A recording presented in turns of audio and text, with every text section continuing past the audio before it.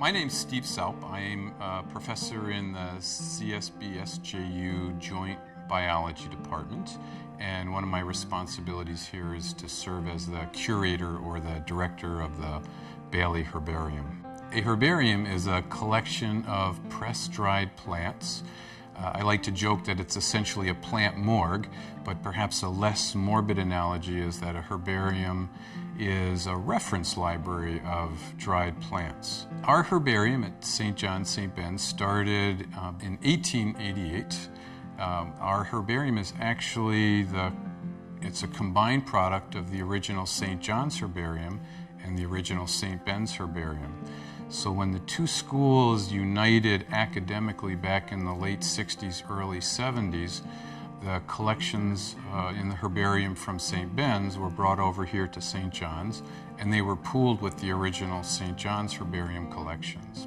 We have 32,000 specimens, and that makes us the largest private college herbarium in the state. Having a collection of 32,000 specimens for an institution our size is quite amazing and an outstanding resource for students, faculty, and others who might want to study it. I have a special place in my heart for any of the specimens collected by Sister Roberta. She, as I had mentioned, was in the biology department. Sister Roberta loved plant collecting, and she's probably the primary collector of plants in central Minnesota.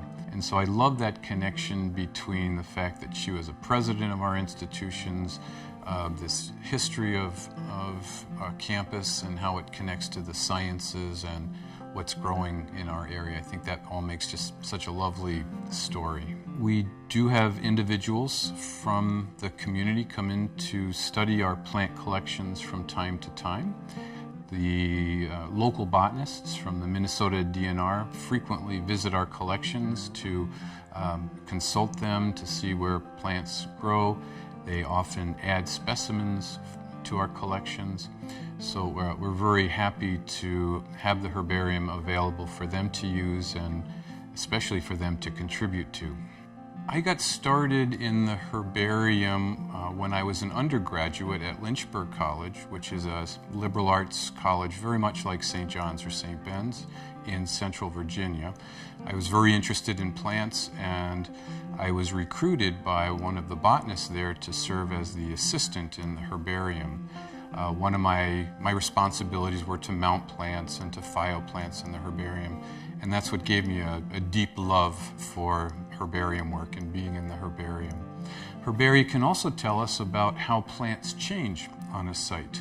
We have a number of specimens that were collected here on the St. John's campus back in the early 1900s, but those specimens, I've never seen them in my 37 years on campus, which suggests I'm either not a very good botanist or, unfortunately, they've probably been extirpated from campus, likely as a result of building and changes that have occurred over time.